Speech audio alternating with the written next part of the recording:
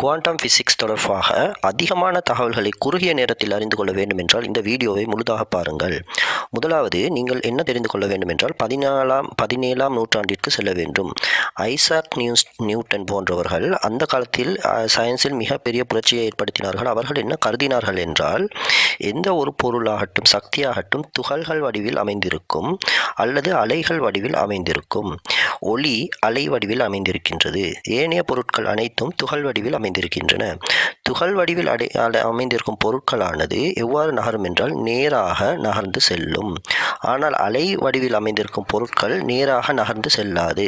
எனவே துகள் வடிவில் அமைந்திருப்பதற்கும் அலை வடிவில் அமைந்திருப்பதற்கும் வித்தியாசம் உண்டு. அவை வெவ்வேறான கர்மங்களை ஆற்றும் வெவ்வேறான பொருட்கள் என்று.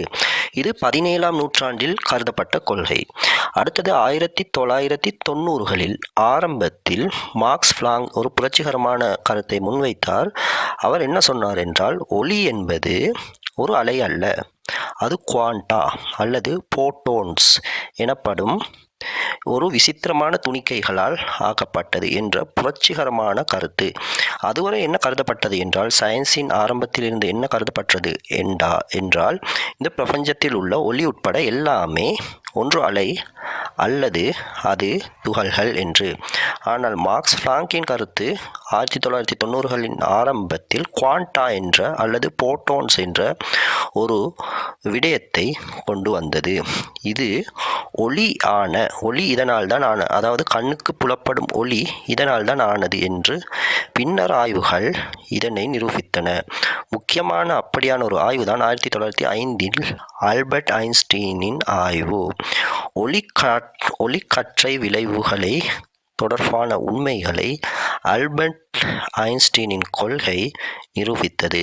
எனவே குவாண்டம் பிசிக்ஸ் என்பது, குவாண்டம் கோட்பாடு என்பது தொடங்கியது ஆல்பர்ட் ஐன்ஸ்டீனின் 1905இல் முன்வைக்கப்பட்ட ஸ்பெஷல் ரிலேட்டிவிட்டி தியரியின் ஊடாக. இது மிக சுருக்கமான ஒரு வரலாறாக உள்ளது. இந்த குவாண்டம் எங்கு ஆரம்பித்து எங்கே வந்து நின்றது என்பதற்கு பிறகு பார்ப்போம். இதன் அடிப்படையில் என்ன இருக்கின்றது?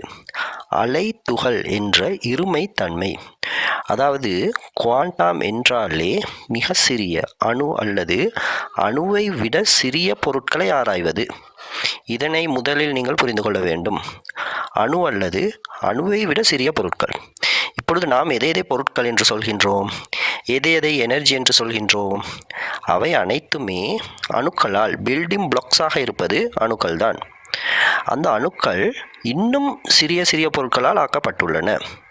இந்த அணுக்களையும் அந்த அணுக்கள் எதனால் ஆக்கப்பட்டுள்ளன என்பதையும் ஆராய்வது தான் குவாண்டம் லெவலிற்கு சென்று ஆராய்வது, குவாண்டம் பிசிக்ஸ் ஆராய்வது இதைத்தான். ஆனால் இதில் ஒளியானது விதிவிலக்கு. ஏனென்றால் ஒளி அணுக்களாலோ அல்லது அலைகள் இவற்றினாலோ ஆனது அல்ல, போட்டோனினால் ஆனது. இது பற்றி பின்னர் பார்ப்போம். தொடர்ந்தும் இப்பொழுது பார்ப்போம். இந்த அலை துகள் என்பது இருமை தன்மை உடையது என்ற கோட்பாட்டை. இது குவாண்டம் பிசிக்ஸின் ஆரம்பமான அடிப்படையான ஒரு கோட்பாடு. அதாவது அலை வேறு துகள் வேறு, இரண்டும் ஒன்று அல்ல. வேவ் பார்ட்டிக்கல் டுவாலிட்டி என்று கூறுவார்கள். முதலாவது குவாண்டம் பிசிக்ஸின் அடிப்படை இதுதான். அலையும் துகளும் வேறு வேறானவை. ஒளி மற்றும் மின்னொளி என்பவற்றிற்கு ஒரே சமயத்தில் ஒரே நேரத்தில் அலை போன்றும் நடந்து கொள்ளும், துகள் போன்றும் நடந்து கொள்ளும். இப்போ ஒளியை எடுத்துக்கொள்ளுங்கள். ஒளி நாம் சாதாரணமாக எதனை காண்பதென்றாலும் ஒளி வேண்டும். அது மாதிரி தான் சூரியனிலிருந்து வருவதும் ஒளி. அது மாதிரி தான் இப்பொழுது எடுத்துக்கொள்ளுங்கள் மின் ஒளி அல்லது மின்காந்தம், மின்சாரம் என்பதை. இவை இரண்டையும் எடுத்துக்கொண்டால் இந்த ஒளி போட்டோனினால் ஆனது என்று ஏற்கனவே கூறினோம். அது மாதிரி தான் இந்த மின்காந்தம், மின்சாரம், மின்னொளி, இந்த மின் பல்பினால் எமக்கு கிடைக்கும் ஒளி, இவையெல்லாம் அதில் போட்டோனும் உண்டு. அது மாதிரி தான் துகள் எனப்படும் அந்த அணுக்களும் உண்டு அல்லவா? எனவே இந்த ஒளியும் மின்னொளியும் அதாவது மின்சாரமும் ஒரே நேரத்தில் ஒரே சமயத்தில் அலையாகவும் இருக்கக்கூடும், துகளாகவும் இருக்கக்கூடும். இரட்டை தன்மையில் இருக்கின்றது. இவை இரண்டும் வெவ்வேறு தான். ஆனால் இவை இரண்டும் இருப்பது டுவாலிட்டி என்ற இரட்டைத்தன்மையில் அடுத்ததாக இந்த குவாண்டம் ஃபிசிக்ஸின் அடுத்த வளர்ச்சியாக வந்ததுதான் டபுள் ஸ்லிட் எக்ஸ்பெரிமெண்ட் என்ற மிக ஒரு முக்கியமான எக்ஸ்பெரிமெண்ட் ஆகும். இந்த டபுள் ஸ்லிட் எக்ஸ்பெரிமெண்ட் எதனை கூறியது என்றால், இந்த இப்பொழுது நாம் பார்த்தோம் தானே, ஒளி அல்லது உதாரணமாக நாம் பார்த்தோம் மின்சாரம் என்ற இரண்டையும், இவை இரண்டும் ஒரே நேரத்தில் அலையாகவும் துகளாகவும் இருக்கும் என்று பார்த்தோம் தானே. அதை எல்லாவற்றிற்கும் இந்த டபுள் ஸ்லிட் எக்ஸ்பெரிமெண்ட் ஆனது எல்லாவற்றிற்கும் பிரபஞ்சத்தில் உள்ள என்னென்ன பொருட்கள், என்னென்ன எனர்ஜிக்கள், என்னென்ன விடயங்கள் இருக்க முடியுமோ எல்லாவற்றிற்கும் அது விரிவுபடுத்தி கொண்டு சென்றது. அதாவது எல்லாமே, நாம் உட்பட, மனிதர்களாகிய நாம் உட்பட எல்லாமே மிக நுண்ணிய நிலையில் சென்று பார்த்தால் இரட்டைத்தன்மைகளில் இருக்கின்றோம். டுவாலிட்டி, வேவாகவும் பார்ட்டிக்கலாகவும் இருக்கின்றோம் என்பது முதலாவது மிக ஆச்சரியமான ஒரு உண்மையாக முன்வைக்கப்பட்டது இந்த குவாண்டம் ஃபிசிக்ஸின் மூலம் 1990களின் தொடக்கத்தில். அதுவரை நினைத்து பார்த்திருக்க மாட்டார்கள் சயின்டிஸ்ட் இவ்வாறான புரட்சிகரமான ஒரு கருத்தை. ஏன் இது புரட்சிகரம் என்றால், இப்பொழுது சாதாரண மனிதர்களாகிய எம்மை எடுத்துக்கொள்ளுங்களேன். இப்பொழுது நாம் எம்மை மனிதன் என்று கண்டால் எமது உடல் செல்களால் ஆக்கப்பட்டுள்ளது என்று தெரிந்து வைத்திருப்போம். சாதாரண ஃபிசிக்ஸை பொறுத்தவரையில் அந்த செல்கள் அணுக்களால் ஆனது என்றும் தெரிந்து வைத்திருப்போம். அந்த அணுக்கள் இன்னும் சப் அட்டமிக் பார்ட்டிகள் எனப்படும் சிறு சிறு துணிக்கைகளால் ஆனது என்பதையும் தெரிந்து வைத்து இருப்போம். இவற்றை தாண்டி இவை எல்லாம் சேர்ந்துதான் நாம் இருக்கின்றோம் என்று நாம் கற்பனையை பண்ணிக்கொள்ளலாம், அல்லது எம்மை பற்றி நாம் நினைத்து கொள்ளலாம். இதே நாம் அலைவடிவிலும் இருக்கின்றோம் என்றால் ஏதோ ஒரு மாயமான கருத்து மாதிரி, அல்லது சயின்ஸிற்கு புறம்பான ஒரு பேய் கதை மாதிரி, அல்லது ஒரு கட்டுக்கதை மாதிரி தோன்றுகின்றது அல்லவா. நாம் தான் அலைவடிவிலும் ஒருங்கே இருக்கின்றோம். இதுதான் வேவ் மற்றும் பார்ட்டிக்கல் டுவாலிட்டி என்பது. இந்த பார்ட்டிக்கல் வடிவில் இருக்கும் எம்மை நாம் கற்பனை செய்கின்றோம், அதனால் அலை வடிவில் இருக்கும் நாம் புலப்படுகின்றோம் இல்லை. அலை வடிவில் இருக்கும் எம்மை நாம் கற்பனை செய்ய முடிந்தால் பார்ட்டிக்கல் வடிவில் இருக்கும் நாம் புலப்பட மாட்டோம். இரண்டுமாக நாம் இருக்கின்றோம், ஆனால் நாம் கற்பனை செய்வது, தெரிந்து கொள்வது ஒன்றை மட்டுமே. இது தொடர்பாக தொடர்ந்து ஆராயலாம். அதற்கு முன்னர் இந்த குவாண்டம் ஃபிசிக்ஸின் இரண்டாவது அடிப்படை கொள்கை என்னவென்று பார்ப்போம். முதலாவது கொள்கை குறித்து தான் இவ்வளவு நேரம் ஆராய்ந்தோம், அதுதான் அலை துகள் இருமை, வேவ் பார்ட்டிக்கல் டுவாலிட்டி கொள்கை என்பது. இரண்டாவது தான் சூப்பர் பொசிஷன். சூப்பர் பொசிஷன் என்பது என்ன என்று இப்பொழுது பார்ப்போம். இது இந்த குவாண்டம் ஃபிசிக்ஸின் பில்டிங் பிளாக்ஸாக இருக்கும் இரண்டாவது கொள்கையாகும். ஒரு துகளை எடுத்துக்கொள்ளுங்களேன். இப்பொழுது எல்லாம் ஆகியுள்ளது துகள்களினால், அதே நேரத்தில் அலைகளினால் என்று பார்த்தோம் அல்லவா முதலாவது கொள்கையின் அடிப்படையில். இப்பொழுது நீங்கள் துகளை எடுத்துக்கொள்ளுங்கள். அந்த துகள் ஒரே நேரத்தில் பல நிலைகளிலும் இருக்குமாம், ஒரு நிலையில் அல்ல. அதாவது நாம் ஒரு மனிதர் துகள்களால் கடைசியில் எம்மை பிரித்து கொண்டே சென்றால் துகளும் அலையும் இருக்கின்றது, டுவல் பொசிஷனில் இருக்கின்றோம் என்று கண்டோம் அல்லவா. இவ்வாறான நாம் என்ன செய்கின்றோம் என்றால், ஒரு நேரத்தில் நாம் இங்கே ஒரு இடத்தில் இருக்கின்றோம், அதே நாம் வேறொரு இடத்திலும் இருக்கலாம். இதுவும் ஏதோ ஒரு மாயக்கதை மாதிரி தோன்றுகின்றது அல்லவா. ஆனால் குவாண்டம் லெவலில் இது உண்மை. ஏனென்றால் இப்பொழுது நாம் ஒரு பாதையில் நடந்து கொண்டு செல்கின்றோம். சிறிது நேரத்திற்கு பிறகு வீட்டில் வந்து உட்கார்ந்து கொண்டு இருக்கின்றோம். அடுத்த நாள் நாம் ஒரு ஃப்ளைட்டில் பயணம் செய்கின்றோம். அடுத்த நாள் ஒரு காரில் பயணம் செய்கின்றோம். இவ்வாறு நாம் பல கர்மங்களை ஆற்றிக்கொண்டு தான் இருக்கின்றோம். நாம் படுக்கின்றோம், எழுந்திருக்கின்றோம், உட்கார்கின்றோம், ஓடுகின்றோம். எம்மை பொறுத்தவரையில் இது மாதிரி பிரபஞ்சத்தில் இருக்கும் எல்லா பொருட்களும் வெவ்வேறு கர்மங்களை வெவ்வேறு நேரங்களில் செய்து கொண்டிருக்கின்றது தானே. இது வெவ்வேறு நேரங்களாக நாம் உணர்கிறோம். அதாவது நாம் படுத்து கொண்டிருக்கும் போது அதே நேரத்தில் நாம் உட்கார்ந்து கொண்டிருப்பது இல்லை, நாம் உட்கார்ந்து கொண்டிருக்கும் போது படுத்து கொண்டிருப்பதில்லை. இவ்வாறு தான் நாம் காண்கிறோம். இதை நாம் காண்பதற்கு காரணம் டைம் தானே. டைம் முன்ன பின்ன போகின்றது என்று அறிந்து கொண்டு அதனை நாம் காண்கிறோம். ஆனால் இந்த சூப்பர் பொசிஷன் என்ன சொல்கின்றது என்றால், இது எல்லாம் ஒரே நேரத்தில் நடக்கலாம் என்று. ஆனால் நாம் ஒன்றை மட்டும் கண்டுவிட்டு அடுத்ததை காண்கிறோம் இல்லை. அதாவது நாம் உட்கார்ந்து கொண்டிருக்கும் நிலையை நாம் எம்மை கண்டால், படுத்து கொண்டிருக்கும் நிலையிலும் அதே நேரத்தில் எம்மால் இருக்கலாம். நாம் இருக்கின்றோம் தான், படுத்து கொண்டிருக்கும் நாமாகவும் இருக்கின்றோம் தான், ஃப்ளைட்டில் பயணம் செய்து கொண்டிருக்கும் நாமாகவும் இருக்கின்றோம் தான். ஆனால் நாம் அது காண்பதற்கு பழக்கப்பட்டுள்ளது உட்கார்ந்து கொண்டிருக்கும் நிலையை. எனவே மற்ற நிலைகளை நாம் காண்பது இல்லை என்பது எமது பிரச்சனையே ஒழிய குவாண்டம் பிசிக்ஸின் பிரச்சனை அல்ல. எனவே குவாண்டம் பிசிக்ஸ் என்ன சொல்கின்றது என்றால் சூப்பர் பொசிஷன். நாம் இந்த பிரபஞ்சத்தில் இருக்கின்றோம், எல்லா பொருட்களும் இந்த பிரபஞ்சத்தில் இருக்கின்றது, எல்லா பொருட்களும் அலைகளினாலும் துகள்களினாலும் ஆனவை. இதுவரை உங்களுக்கு புரிந்திருக்கும் என்று நினைக்கின்றோம். அது அதனோடு மட்டும் நின்று விடாமல் ஒரே நேரத்தில் பல நிலைகளில் இருக்கும். ஆகவே நாம் ஒரு நேரத்தில் ஒரு நிலையை மட்டும்தான் காண்கின்றோம், ஆனால் அது பல நிலைகளில் இருக்கும். இதனை விட ஒரு பூனையை வைத்து ஒரு எக்ஸ்பெரிமெண்ட் செய்தார்கள். நாம் ஏற்கனவே குவாண்டம் பிசிக்ஸ் குறித்து இந்த சேனல், எமது சிஸ்டர் சேனலில், ஒரு ராஃபி பரடைஸ் என்ற சேனலில் ஒரு வீடியோ போட்டிருந்தோம் தமிழில். அதில் மிகவும் சுருக்கமாக நாம் கூறியிருந்தோம். ஆனால் இந்த வீடியோவில் விரிவாக ஆராய்கின்றோம். அதன்போது இந்த ஸ்ட்ரோடிங்கர் கேட் குறித்த இந்த சோதனை குறித்து நாம் நிறைய விடயங்களை பேசியிருந்தோம். அந்த வீடியோவையும் தேடி பாருங்கள் முடிந்தால். அதாவது அந்த ஸ்ட்ரோடிங்கர் கேட் என்ற ஒரு பூனையை வைத்து ஒரு எக்ஸ்பெரிமெண்ட் செய்தார்கள். பூனையை ஒரு பெட்டியில் இட்டு அது உயிருடன் இருக்கின்றதா இல்லையா என்று ஒரு கற்பனை தோட்ஸ் செய்தார்கள். அதில் பூனை சாதாரணமாக உயிருடன் இருக்கும் போது அது இறக்கவில்லை என்று கூறலாம், அது இறந்திருந்தால் உயிருடன் இருக்காது என்று கூறலாம் அல்லவா? ஆனால் உண்மையில் என்ன நடக்கின்றது? குவாண்டம் லெவலிற்கு சென்றால் பூனை இறந்தும் உள்ளது, உயிருடனும் உள்ளது. அது உயிருடன் இருக்கும் போதே இறந்தும் உள்ளது என்ற இரண்டு பொசிஷனும் சாத்தியப்படுகின்றது என்று ஒரு தோட் ப்ராசஸ் மூலம் அவர்கள் நிரூபித்தார்கள். அந்த பழைய வீடியோவில் இது குறித்து விரிவாக ஆராய்ந்தோம். அதனால் இதனை நேரம் கருதி மேலதிகமாக ஆராய்வதை விட்டுவிட்டு அடுத்ததாக இந்த குவாண்டம் பிசிக்ஸின் மூன்றாவது அடிப்படை கொள்கைக்கு செல்வோம். அதுதான் என்டேங்கிள்மெண்ட் என்று ஆங்கிலத்தில் கூறுவார்கள்.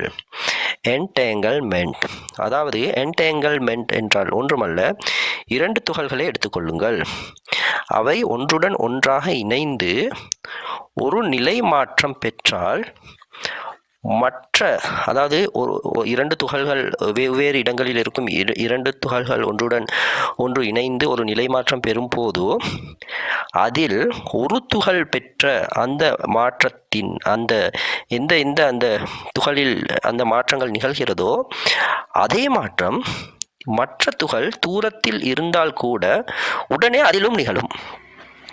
ஒரு துகளில் என்ன மாற்றம் நிகழ்கிறதோ அது எவ்வளவு தூரத்தில் மற்ற துகள் இருந்தால் கூட உடனே அது நிகழ்கின்றது. உதாரணமாக,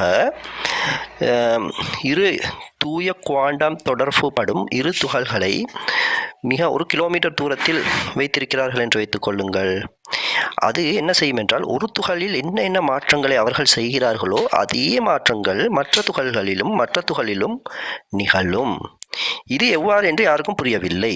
இதனைத்தான் Einstein spooky action at distance என்று சொன்னார். Spooky action at a distance என்று ஐன்ஸ்டீன் குறிப்பிட்டார்.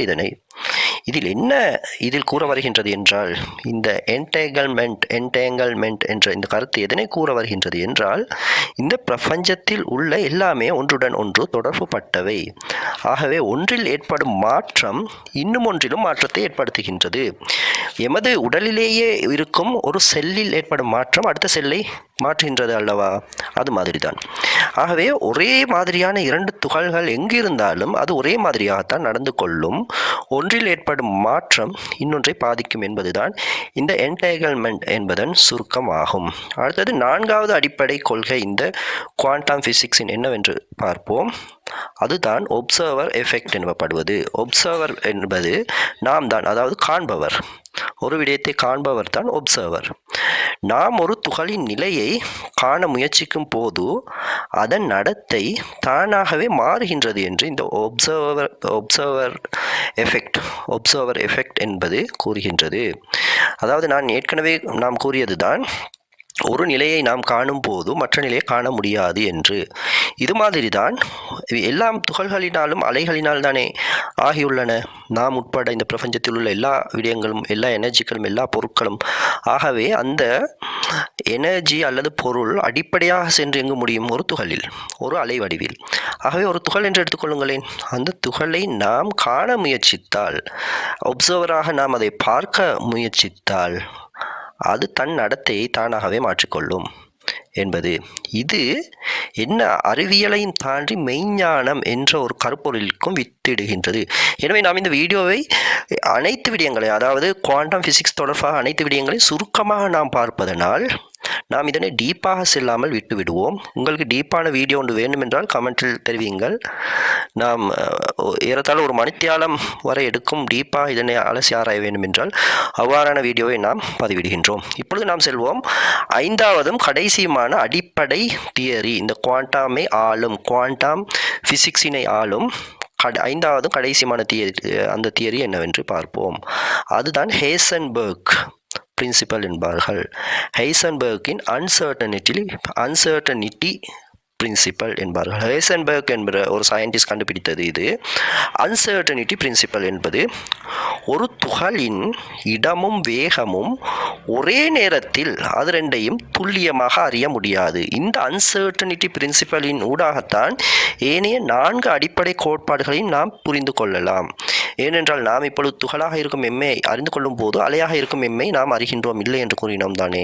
அதன் மாதிரி தான் 2வது கொள்கையான சூப்பர் பொசிஷன் என்பதில் நாம் பல பொசிஷனிலும் ஒரே நேரத்தில் இருக்க முடியும், ஆனால் ஒரே ஒரு பொசிஷனை மட்டும்தான் ஒரே நேரத்தில் நாம் அறிகிறோம் என்று கூறினோம் தானே. அது மாதிரி தான் 3வதில் என்டேங்கிள்மென்ட் என்பதில் ஒரு பொருள் ஒன்றுடன் ஒன்று இணைந்திருக்கும் போதோ அது எவ்வளவு தூரத்தில் இருந்தாலும் எந்த தொடர்பும் இல்லாவிட்டாலும் ஒரு துகள் மாறும்போது அதே மாற்றத்தினை மற்ற துகள்களும் மேற்கொள்கின்றது என்று கூறினோம். 4வது நாம் கூறியது தான் ஒப்சர்வர் எஃபெக்ட் எனப்படுவது. அதாவது ஒருவர் ஒரு விடயத்தை காணும் போது, ஒரு துகளை காணும் போதோ அது தன் நடத்தையை தானாகவே மாற்றிக்கொள்கின்றது என்று. இவை அனைத்தையும் விளங்கப்படுத்த கடைசியாக வந்த அடிப்படை கோட்பாடு தான் ஹைசன்பர்க்கின் இந்த அன்சர்டனிட்டி பிரின்சிபல். இது என்ன சொல்கின்றது என்றால், ஒரு துகளை எடுத்துக்கொள்ளுங்களேன். அந்த துகள் எந்த இடத்தில் இந்த ஸ்பேஸ் அண்ட் டைமில் தான் இந்த பிரபஞ்சம் உள்ளது. இந்த ஸ்பேஸில் எந்த இடத்தில் இருக்கின்றதோ அந்த இடத்தை நாம் கண்டு கொள்ள முயற்சித்தால் அதன் வேகத்தை அதே நேரத்தில் துல்லியமாக அளவிடவே முடியாது. வேகத்தை கண்டால், வேகத்தை அளவிட்டால் அது எங்கு இருக்கிறது, அதன் இடம், அந்த வேகம் அது இயங்கிக் கொண்டே தான் இருக்கின்றது. அது சரியாக எந்த இடத்தில் இந்த ஸ்பேஸில் இருக்கிறது என்று கூற முடியாது. அவ்வாறு அந்த இடத்தை மட்டும் நாம் கூறினால் அது என்ன வேகத்தில் நகர்கின்றது என்று கூற முடியாது. இவ்வாறு முடியாததன் காரணமாகத்தான் ஒரு மாயத் தோற்றமான பிசிக்கல் உலகில் நாம் வாழ்கின்றோம் என்று நினைத்து கொண்டிருக்கின்றோம். இது ரெண்டையும் நாம் ஒன்றாக காண முடிந்தால், ஏற்கனவே அந்த 4 அடிப்படை கொள்கைகளிலும் கூறினோம் தானே, நாம் சூப்பர் பொசிஷன் எனப்படும் பல நிலைகளிலும் இருப்போம். நாம் மட்டுமல்ல, இந்த பிரபஞ்சத்தில் உள்ள அனைத்து பொருட்களும் அலைகளாகவும் துகள்களாகவும் இருமைத்தன்மையாக இருப்போம்.